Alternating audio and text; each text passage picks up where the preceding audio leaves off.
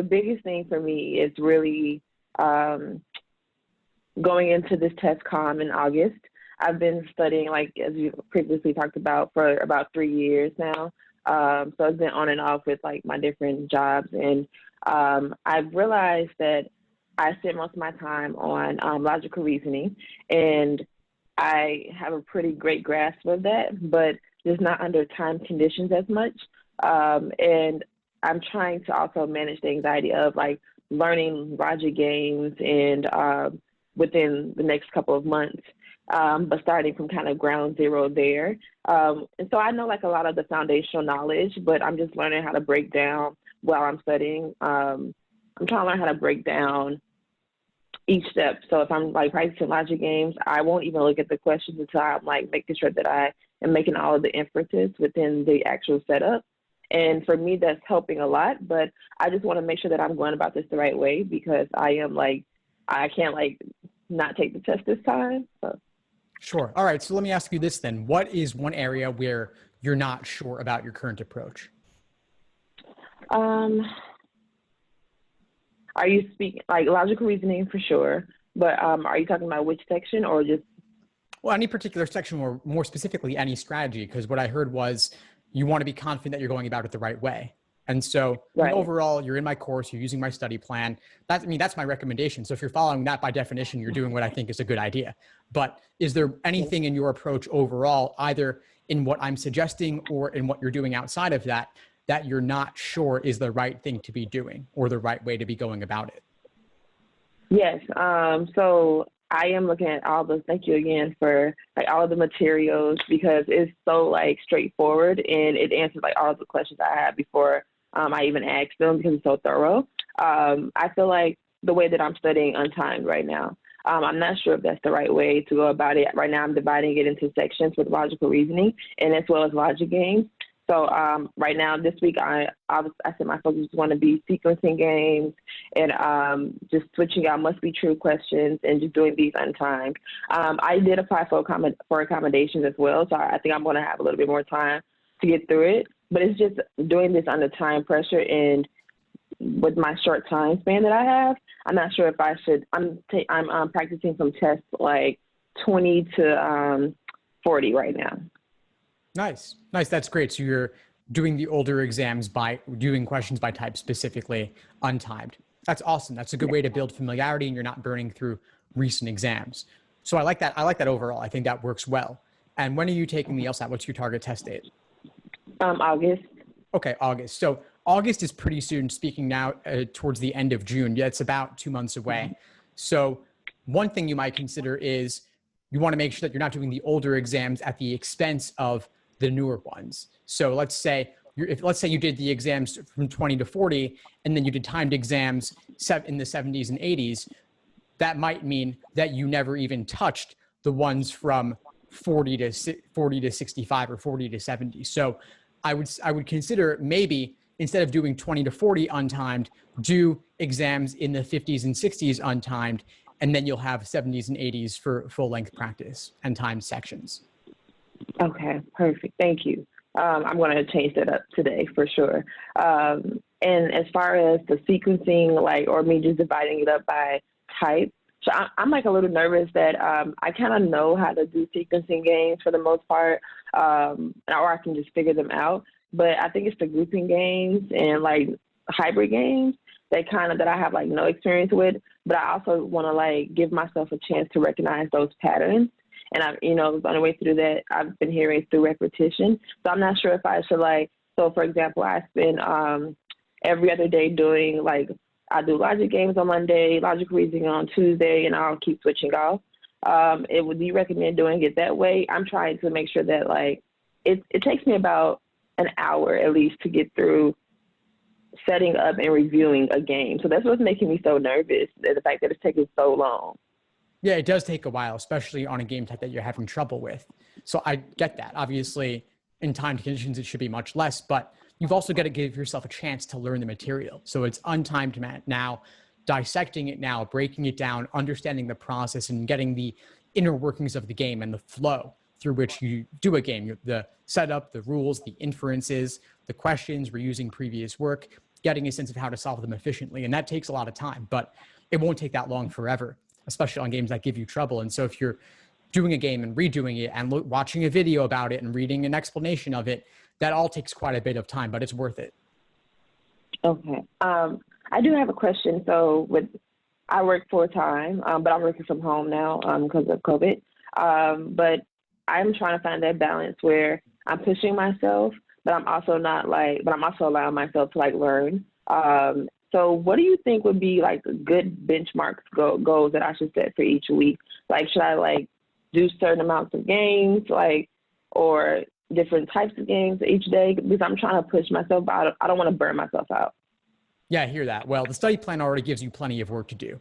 And so that's breaking it down day by day. And that's my general day by day recommendation. But if you've got more time, then of course you can increase that a bit and mix in additional practice problems of each type, or mix in more variety. Like, let's say it's a week that's focused on logical reasoning. I'll mix in a little bit of games as well, but you could add on another section of games, or you could spend more time reviewing problems too. Any of it's really good, but don't burn out. Don't do too much. Limit yourself. 5-6 hours a day of focused studying is really plenty, and I wouldn't ever look to go beyond that. Okay, wonderful. Okay, that's already my question. Let me think.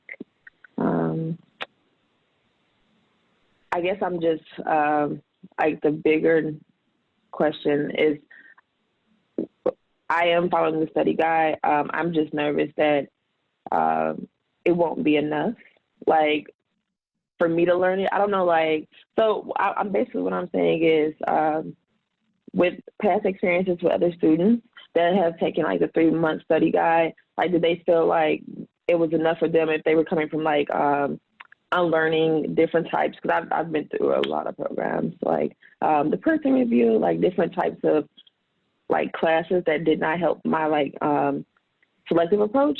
So I guess I'm just wondering if other students have felt that it was enough for them to focus only on those games.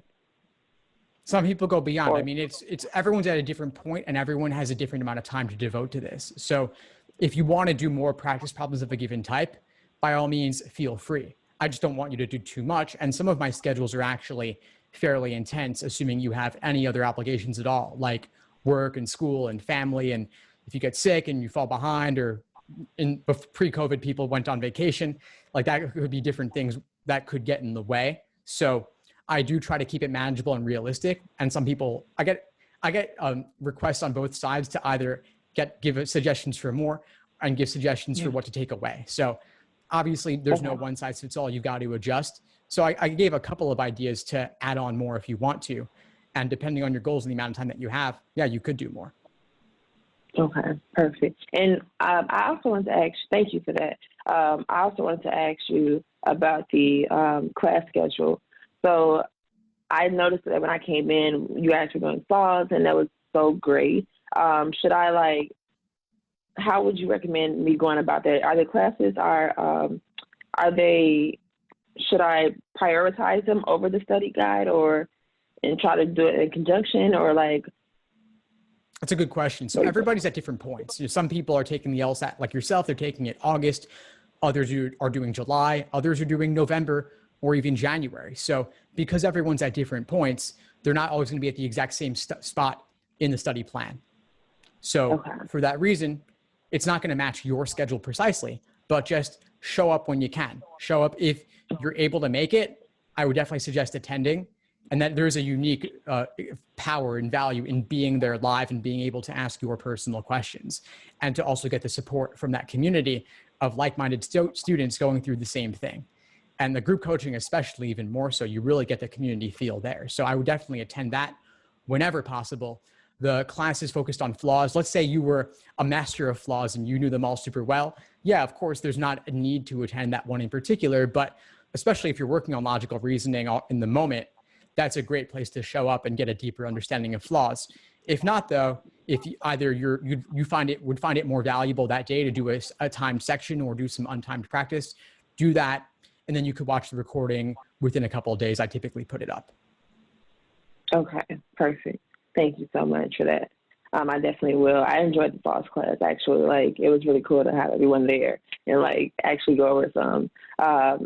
I guess my next question would be, I'm going to start with the question in a second, but That's fine. I want to know, like, because since you had such a huge jump in, like, your LSAT, like, journey, when you first started out, or as you were getting better with the patterns and, like, drilling, did you ever feel, like, exhausted after, like, I guess, completing a game or a question, or, like, that you had to break it down into pieces? And did your, like, stamina increase? And, like, what did you do, like, if you felt this, I guess, exhaustion? What did you do, like, to increase that? Yeah, so I definitely felt exhausted. As soon as you said, did you ever feel exhausted? I was like, yes. Whatever follows, the answer is yes. So I did. And then doing specific work of any kind that gave me trouble. Yeah. I mean, for me, like, reading comp actually came a little bit more naturally, and games was tougher for me. And so it took a while to get that. And it was also just discouraging to not understand something. And so if I would get fatigued or overwhelmed, yeah, I would take a break, and I might put it away and come back the next day. You know, and if you can put it away and come back later that day or within a couple of hours or so, that's even better, just to keep going. But I mean, the solution overall, just due to overcome discouragement and also just to increase stamina, is simply to do more. And whatever carrots and sticks you can use to push yourself to do more, then use those. I mean, I used to, like, I would do a chapter of a book and then watch an episode of Chappelle's Show. Like, that was my thing. I would just do that. I would alternate to say, okay, if I get through this chapter, I get to watch something funny. And that kept me moving. That was what motivated me. And people will use all sorts of motivations, but it's whatever is personal to you on that. Perfect. Thank you. And I just have one more question. It was about, I'm prioritizing logic games and logical reasoning, but I'm not sure. I haven't touched reading comp yet. So I wanted to, like, know, when do you think I should start implementing it? Like, I was thinking about maybe once, like, a week on the weekend or something like that, because many people say that reading comp is kind of like, you can get that down with logical reasoning, but I'm not really sure. Yeah, so I mean, reading comp and logical reasoning definitely have some overlap there. They both involve, instead of a stimulus, it's an entire passage in reading comp. And they're both focused on argumentative structure rather than the details or the facts presented there. So you'll see a lot of overlap. It's kind of like logical reasoning in certain ways is in between games and reading comp in terms of its structure. As you know, logical reasoning has some formal logic involved. Right. But with reading comp, I think the biggest difference is that the passage is much longer, and it can be tougher in certain ways too. The things are more buried because it's bigger. And so there's a bit more hunting around to do there. Okay, perfect. Thank you so much. That makes me feel a lot better. Like, and so I'll just follow the schedule then, and I'll make sure that I implement it exactly when you say implement it, because I feel better about that. Way better now. Yeah, what you're doing now will help. And you'll get there when you get there. And if you're curious about it, of course, you could do a passage or two or a section or two in the short term just to get a taste of what it's like. But obviously, the schedule will have you get there too. Okay, perfect.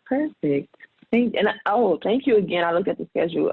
I did a deep dive in it, and you put so many, like, great breaks in there, like days off that are already accounted for. Thank you so much for that, because I was like, no one does that. And, like, people just expect you to keep going and, like, figure it out for yourself. I just thought that was just so simple. And it kind of gave me incentive to, like, get certain things done, just to get it done. Awesome. I'm glad to hear that. Yeah, days off is definitely important. I think you don't want to burn out, and it's reasonable to take a day off here or there for sure. Cool. All right, Jocelyn. Cool. Before we sign off, what would you say is the biggest insight you got from our call today? I think I feel more at ease and trusting the process, and really understanding that, like, it's not about quality. It's not about quantity. It's about quality. Like, so really focusing on the games from like newer prep tests, and actually drilling on time with those, and just making sure that I am thorough with it, like, and just trusting that. So I feel like I really learned that. Or I feel like I feel more at ease with that. Awesome. Well, it was great to connect with you today, and I'll see you in class soon. Thank you. See you later, Steve. Thanks for tuning into the show. Please subscribe if you haven't done so already to be notified of new episodes as I release them. And feel free to reach out if you need anything at all as you move forward with your prep. I'm happy to help however I can. In the meantime, I'll wish you all the best and take care.